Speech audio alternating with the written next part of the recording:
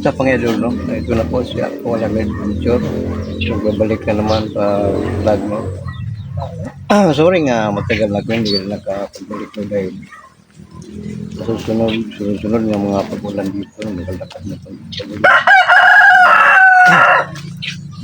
Mabuti nga ngayon, hindi ko ang ulan, no?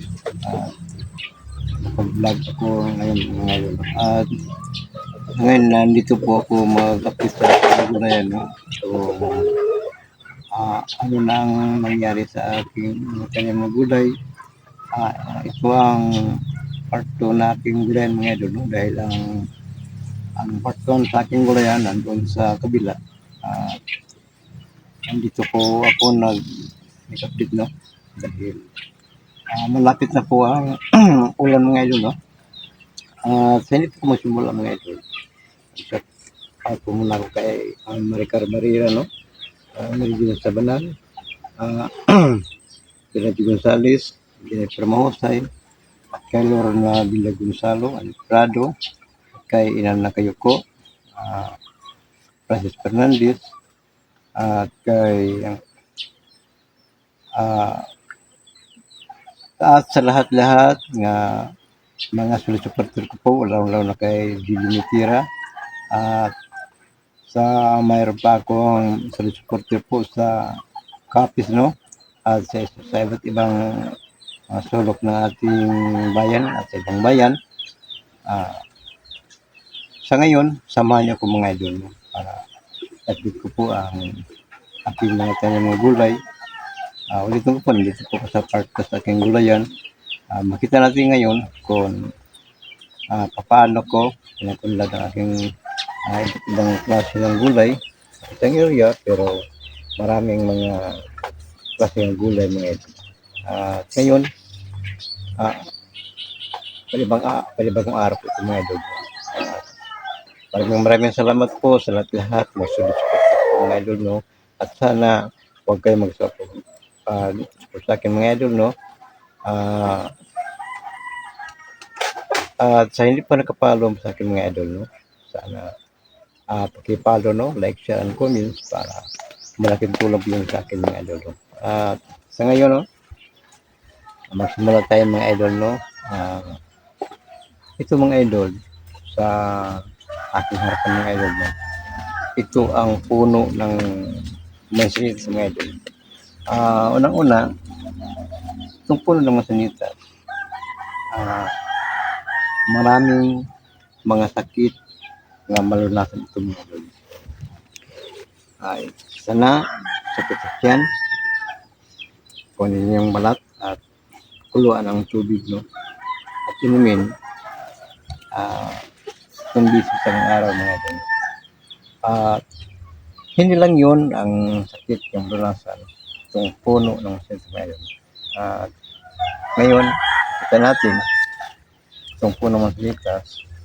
Tingnan naman po ng saluti mga idol.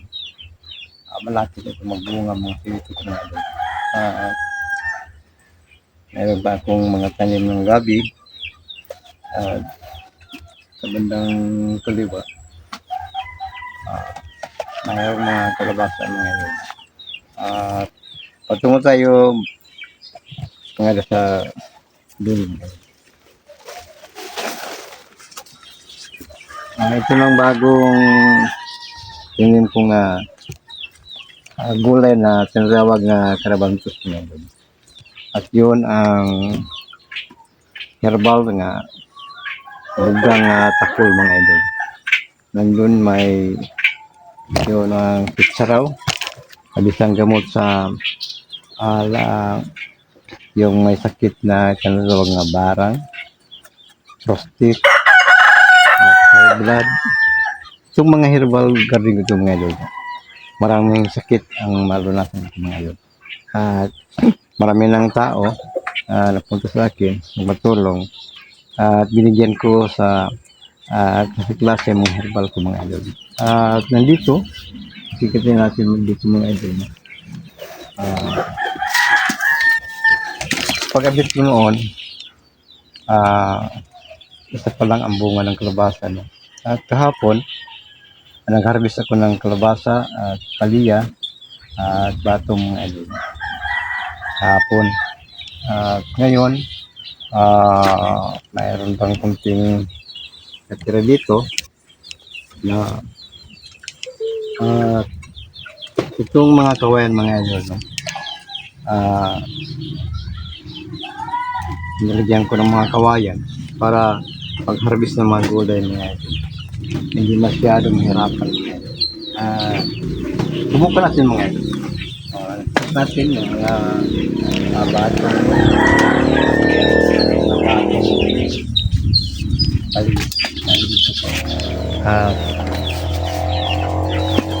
tungo tayo dito mga idol. Ito mga idol, no?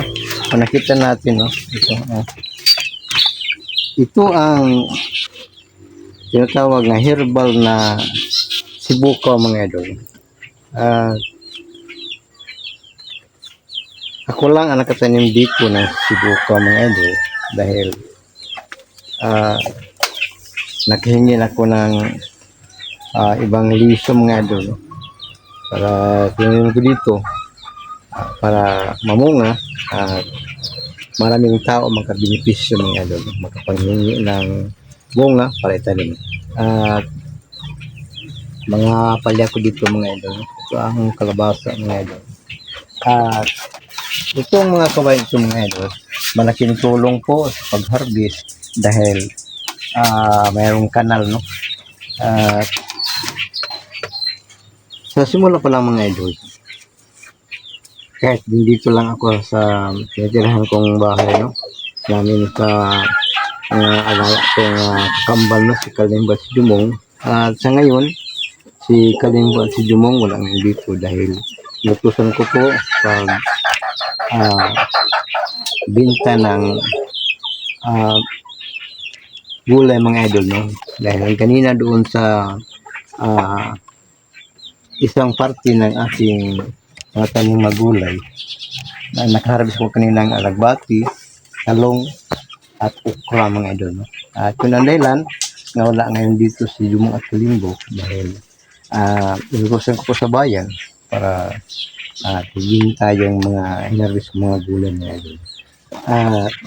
Kahit dito sa aking bahay at tinitirahan mga idol, hindi ako basta-basta magkampante dahil kahit saan, kahit ako matulog, palagi nandito ang baril sa aking katawan mga idol.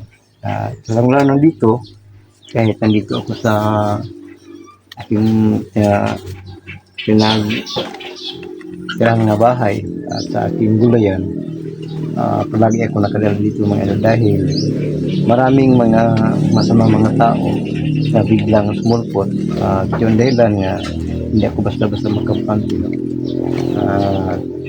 Ilang bisis ko na nasubukan nga biglang sumulpot ang mga masama dahil dito maraming mga masama mga tao ngayon. Yun dahilan na maraming mga hunters nga kinuha, no? Kinidnap at nahingi sila ng ransom, no? Yung iba pa naghirapan, yung iba gatay. Yun ang dahilan, hindi ako basta-basta magkuwanti kaya marami nang nalaman ko na maraming mga masamang tao na nagbanta sa akin. Ang sabi pa, bakit ako nakialam sa mga tao na pinaghirapan nila. Pero noon po mga idol, no?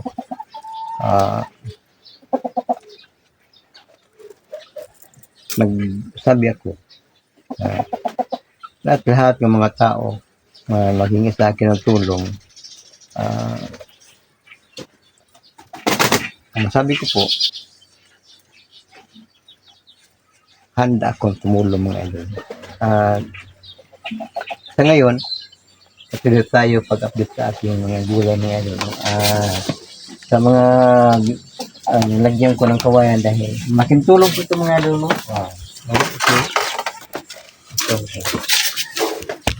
Ito natin, mayroong palya naman, mayroong mga gulay naman, Nandun sa loob mga idol, no? Yun ang aking mga manok mga idol. At mamaya, punta tayo doon mga idol. At nandito lang tayo mga idol. Ito mga idol. Kaya kita ko sa lahat mga idol, no? Para hindi lang ako ang makaalam kung paano pag tanim ng iba't ibang klase ng mga gulay na isang area pero maraming gulay ang matanim mga idol. Kunti lang area pero maraming gulay. Dito makikita natin mga idol. Hindi na kayo paliya lang mga idol. Mayroon pang mga batong. Oh. Ano pa mga batong. At dito kita natin.